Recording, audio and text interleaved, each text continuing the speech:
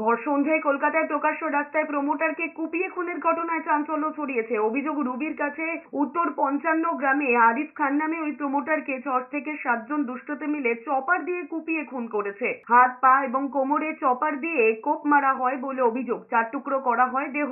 1 ঘন্টা ধরে আরিফ খানের দেহ রাস্তায় পড়ে থাকলেও স্থানীয় বাসিন্দা থেকে আনন্দপুর থানা কেউই কোনো পদক্ষেপ করেনি। এরপর ফোনে খবর পেয়ে পরিবারের লোকজন ঘটনাস্থলে পৌঁছয়।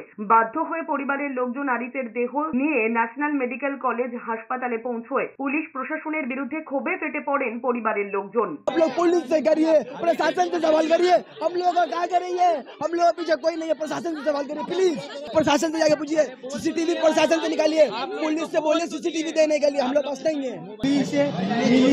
মিলে আছে কিছু মিশে আছে, এইসব পুলিশ বসে নতুন নতুন গুন্ডারা গুন্ডামি করছে।